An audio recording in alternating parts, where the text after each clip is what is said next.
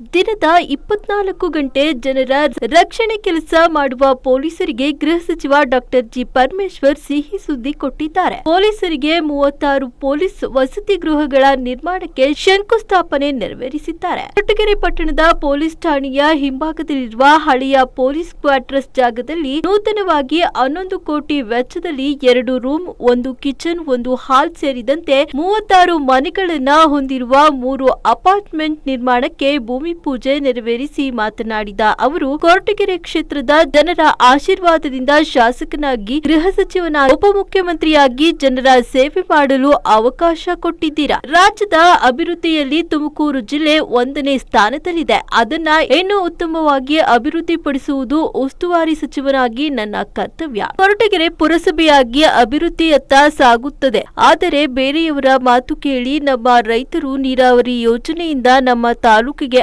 ಆಗಬೇಕಾದ ಅನುಕೂಲಕ್ಕೆ ತಾವೇ ಅನ್ಯಾಯ ಮಾಡಿಕೊಂಡ್ರು. ಬಫರ್ ಡ್ಯಾಂನಿಂದ ಶಾಶ್ವತ ಅಂತರ್ಜಲ ನಿಲ್ಲುತ್ತಿತ್ತು ಎಂದು ತಿಳಿಸಿದ್ದಾರೆ. ತಾಲೂಕು ಹಾಗೂ ಜಿಲ್ಲೆಯ ಸರ್ವತೋಮುಖ ಪ್ರಗತಿಗೆ ದಿಕ್ಕು ತೋರಿದ ತಾಲೂಕು ಮತ್ತು ಜಿಲ್ಲೆಯ ಜನವಸತಿಗಳಿಗೆ ನಾಯಕರು ಶಿಕ್ಷಣ, ಆರೋಗ್ಯ, ಕ್ರೀಡೆ, ಕೈಗಾರಿಕೆ ಹಾಗೂ ಗ್ರಾಮೀಣ ದೃಷ್ಟಿಯ ನಾಯಕತ್ವದಲ್ಲಿ ಅಭಿವೃದ್ಧಿ ಕೇವಲ ಇದೆ. ಗಣ್ಯರು ವೇದಿಕೆಗೆ ಆಗಮಿಸಬೇಕು ಅಂತ ವಿನಂತಿಸಿಕೊಳ್ತಾ ಇದ್ದೀವಿ.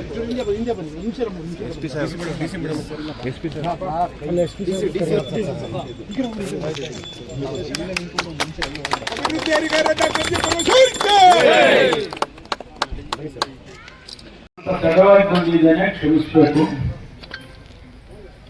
ಮಧುಗಿರಿಯಲ್ಲಿ ಇಂಥದೇ ಒಂದು ಕಾರ್ಯಕ್ರಮ, ಸುಮಾರು 36 ವಸತಿ ಗೃಹಗಳಿಗೆ ಅಡಿಗಲ್ಲು ಹಾಕಿದ್ದೇವೆ.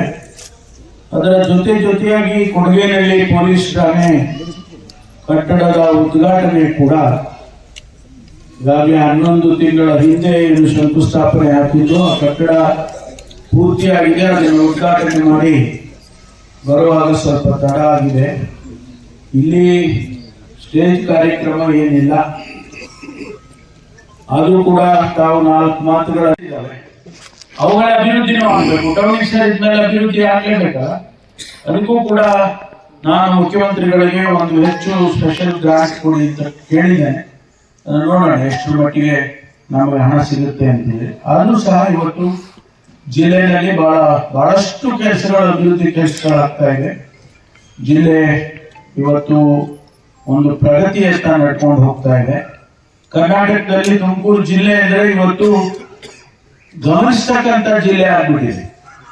ಯಾವುದೇ ಕೆಲಸ ಕಾರ್ಯಗಳು ಆಗ್ಬೇಕಾದ್ರೆ ನಮ್ಮ ಜಿಲ್ಲೆ 1ನೇ ಸ್ಥಾನದಲ್ಲಿ, 2ನೇ ಸ್ಥಾನದಲ್ಲಿ ಈ ರೀತಿ ಮಾಡ್ಕೊಂಡು ಬರ್ತಾ ಇದ್ದಾರೆ ನಮ್ಮ ಜಿಲ್ಲಾಧಿಕಾರಿಗಳು. ಈಗ ಅವರು ಜಿಲ್ಲಾ ಪಂಚಾಯತಿ ಇನ್ಚಾರ್ಜ್ ಕೂಡ ಇದ್ದಾರೆ. ನಮ್ಮಲ್ಲಿ ಅನೇಕ ಕ್ಷೇತ್ರಗಳಲ್ಲಿ ನಾವು 1ನೇ ಸ್ಥಾನ ಮಾತಾಡಲೇಬೇಕು. ಇವತ್ತು ಇಡೀ ರಾಜ್ಯದಲ್ಲಿ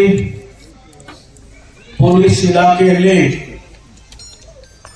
ನಮ್ಮ ಸರ್ಕಾರ ಹಿಂದೆ 2013ರಲ್ಲಿ ಮಾನ್ಯ ಸಿದ್ದರಾಮಯ್ಯ ಅವರಿದ್ದಂತ ಕಾಲಕ್ಕೆ ಪೊಲೀಸ್ ಗೃಹ ನಾವು ಒಂದು ಯೋಜನೆಯನ್ನು ಮಾಡಿ ಪೊಲೀಸ್ ಸಿಬ್ಬಂದಿಯವರಿಗೆ ಮನೆಗಳನ್ನು ಕೊಡಬೇಕು, ವಸತಿಗಳನ್ನು ಕೊಡಬೇಕು ಅಂತ ಹೇಳಿ ಒಂದು ಅತಿ ದೊಡ್ಡ ಕಾರ್ಯಕ್ರಮವನ್ನು ಹಮ್ಮಿಕೊಂಡರು. ಅಲ್ಲಿಂದ ಇಲ್ಲಿಯವರೆಗೆ ನಮ್ಮ ಇಲಾಖೆಯಲ್ಲಿ ಸುಮಾರು 40,000 ಮನೆಗಳನ್ನ ಕಟ್ಟಿದ್ದಾರೆ.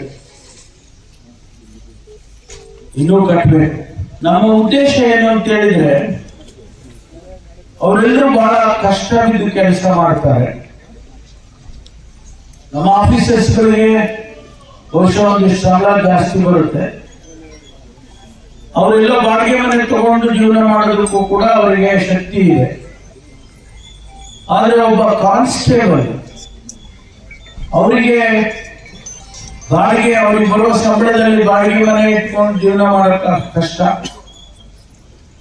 ಅವರಿಗೆ ಮಕ್ಕಳನ್ನ ವಿದ್ಯಾವಂತರನ್ನಾಗಿ ಮಾಡಬೇಕು, ಸಂಸಾರ ನಡೆಸಬೇಕು. ಬಹಳ ಕಠಿಣವಾದ ಪರಿಸ್ಥಿತಿಯಲ್ಲಿ ಅವರು ಕಠಿಣವಾದಂತ ಕೆಲಸವನ್ನ ಮಾಡ್ತಾರೆ. ಕೆಲವು ಕಡೆ ಅವರು ವಾಸ ಮಾಡ್ತಕ್ಕಂತ ಆ ಪೊಲೀಸ್ ಲೈನ್ ಅಂತ ಇಲ್ಲೂ ಕೂಡ ಬಹಳ ಕಡೆ ಇದಾವೆ. ಆ ಹಿಂದೆ ಬ್ರಿಟಿಷ್ನವ್ರ ಕಾಲದಲ್ಲಿ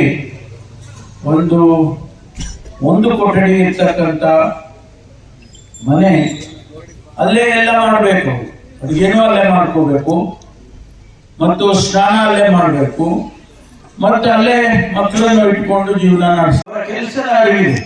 ಹೀಗೆ ಅಲ್ಲಿ ಒಬ್ಬರೇ ಇಬ್ಬರೇ ಯಾರು ಇರ್ತಾರೆ, ಆದರೆ ಹೆಚ್ಚಿನ ಅಂಶ ಅವರಿಗೆ ಅರಿವಿದೆ ಅನ್ನೋದನ್ನ ನಾನು ಗಮನಿಸಿದ್ದೇನೆ.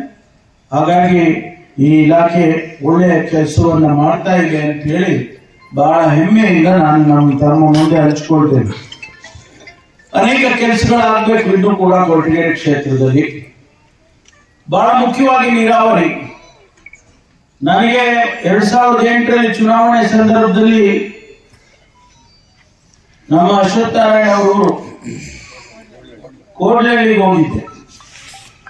ಕೋಡ್ಲಹಳ್ಳಿಯಲ್ಲಿ ಒಬ್ಬ ಹೆಣ್ಮಗಳು ಕೇಳಿದ್ರು ನನಗೆ, ಅಣ್ಣ ನೀನೇನು ಮಾಡಬೇಡಪ್ಪ, ನೀನು ಗೆಲ್ಲಿಸ್ತೀವಿ, ನಮ್ಮ ಕ್ಷೇತ್ರಕ್ಕೆ ನೀರು ತಂದು ಕೊಟ್ಬಿಡು, ಇನ್ನೇನು ಮಾಡಬೇಡ. ರಮೇಶ್ ಹೆಸರೇನಪ್ಪ?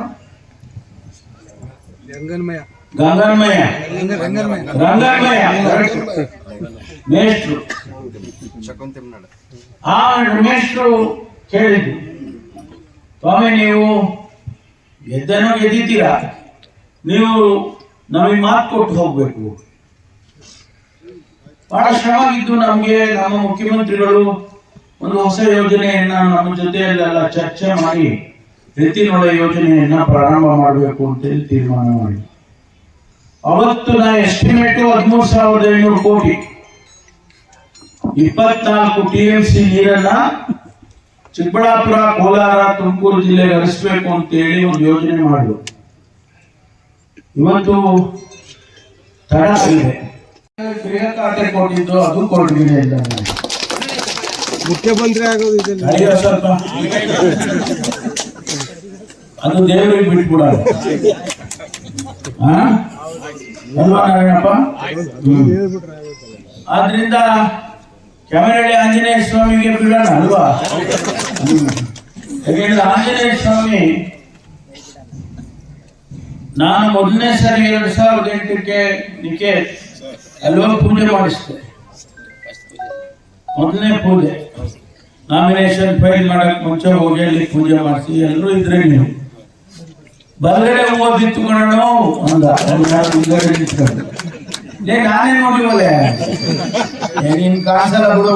ರೈತರು ನೀರಾವರಿ ಯೋಜನೆಗೋಸ್ಕರ ಪ್ರತಿಭಟನೆ ಮಾಡ್ತಾರೆ. ಆ ಪ್ರತಿಭಟನೆ ಮಾಡಿದಾಗ ಪೊಲೀಸ್ನವರು ಸ್ವಾಭಾವಿಕವಾಗಿ ಪ್ರತಿಭಟನೆ ತಡೆಯಬೇಕಲ್ಲ, ಅವರು ತಡೆಯುವ ಪ್ರಯತ್ನ ಮಾಡ್ತಾರೆ. ಪ್ರಯತ್ನ ಮಾಡಿದಾಗ ರೈತರು ಕೂಡ ಇಲ್ಲ ನಾವು ಮಾಡಲೇಬೇಕು ಅಂತ ಹೇಳಿ ಅವರು ವ್ಯತಿರಿಕ್ತವಾಗಿ ಅವರು ಕೂಡ ಮಾಡ್ತಾರೆ. ತುಂಬಿಸುವಂತ ಕಾರ್ಯಕ್ರಮ ಮಾಡ್ಕೊಂಡಿದ್ದೀವಿ. ಅದು ಕೇವಲ ಕುಡಿಯುವ ನೀರಿಗೆ ಅಂತ ಹೇಳಿ ಮಾಡಿದ್ದೇವೆ, ಅದು ಆಗುತ್ತೆ ಅಂತ ಹೇಳಿ ನನಗೆ ವಿಶ್ವಾಸ ಇದೆ. ಮುಂದಿನ ಜೂನ್ ಅಷ್ಟರಲ್ಲಿ ಬರ್ಬೋದು ನೀರು ಅಂತ ಹೇಳಿ ನಮಗೆ ತುಮಕೂರಿ ಮುಂದಕ್ಕೆ ಹೋಗೋದು ಅದು ನೋಡೋಣ. ಯಾಕೆಂದ್ರೆ ಅದು ಇನ್ನೂ ಪೈಪು ಅದು ಇದು ಕೆಲಸಗಳಾಗಬೇಕು, ಅವರಿಗೂ ಕೂಡ ಸಿಕ್ಕತ್ತೆ ನೀರು. ಆದರೆ ಈ ಜೂನ್ಗೆ ತುಮಕೂರಿಗೆ ಬರುತ್ತೆ ಅಂತ ನಮ್ಮ ಇಂಜಿನಿಯರ್ಸ್ಗಳು ಹೇಳ್ತಾ ಇದ್ದಾರೆ, ಅದನ್ನ ನೋಡೋಣ. ಹಾಗಾಗಿ ನೀರಾವರಿ ಕೆಲಸಗಳಾಗ್ತಿದೆ. ಈಗಾಗಲೇ ಪೈಪ್ಗಳೆಲ್ಲ ಹಾಕ್ತಾ ಇದ್ದಾರೆ ಎಲ್ಲ ಕೆರೆಗಳಿಗೆ, ಅದರಲ್ಲೇ ಕೆಲಸಗಳು ನಡೀತಾ ಇದೆ. ಬಹಳಷ್ಟು ಕೆಲಸ ಆಗ್ಬೇಕು ಇನ್ನೂ ಕೂಡ. ಅವೆಲ್ಲವನ್ನು ಕೂಡ ಹಂತವಾಗಿ ಮಾಡೋಣ ಅಂತಕ್ಕಂಥ ಮಾತನ್ನ ಹೇಳ್ತಾ, ಈಗ ಮುನ್ಸಿಪಾಲಿಟಿ ಆಗ್ಬಿಟ್ಟಿದೆ, ಕೊರಟಗೆರೆ ಟೌನ್ ಪಂಚಾಯತಿ ಮಾಡ್ತಾ ಇದ್ದೇವೆ. ನಾನು ಗೃಹ ಸಚಿವನಾಗಿ ಈ ಯೋಜನೆಗೆ ಹೆಚ್ಚು ಒತ್ತನ್ನು ಕೊಟ್ಟಿದ್ದೇನೆ. ಯಾಕೆಂದ್ರೆ ಕಣ್ಣಾರೆ ನಾನು ನೋಡಿದ್ದೇನೆ, ಅವರ ಪರಿಸ್ಥಿತಿಯನ್ನು ನೋಡಿದ್ದೇನೆ.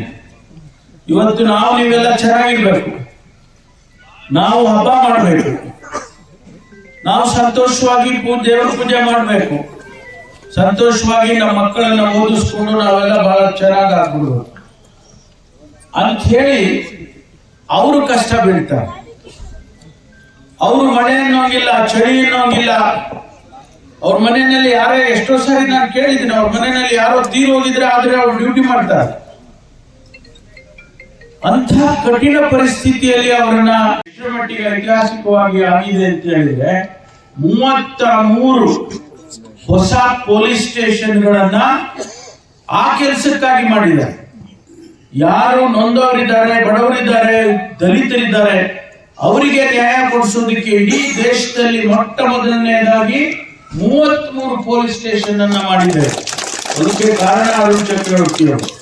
ಹಾಗಾಗಿ ಅವರು ಕೂಡ ಇವತ್ತು ಎಲ್ಲ ಕೆಲಸಗಳನ್ನ ಬಿಟ್ಟು ನಮ್ಮ ಕಾರ್ಯಕ್ರಮಕ್ಕೆ ಬಂದಿದ್ದಾರೆ. ಅದೇ ರೀತಿ ಮುರುಗನ್ ಅವರು ಇವತ್ತು ನಮ್ಮ ಲಾ ಅಂಡ್ ಆರ್ಡರ್ಗೆ ರಾಜ್ಯದಲ್ಲಿ ಇನ್ಚಾರ್ಜ್ ಇದ್ದಾರೆ, ಅವರು ಕೂಡ ಬಂದಿದ್ದಾರೆ. ಮತ್ತು ಲಾಭರಾಮ್ ಬರಲೇಬೇಕು, ಅವರು ನಮ್ಮ ಕೇಂದ್ರ ವಲಯದ ಮುಖ್ಯಸ್ಥರು, ಹಾಗಾಗಿ ಅವರು ಬಂದಿದ್ದಾರೆ. ಮತ್ತು ನಮ್ಮ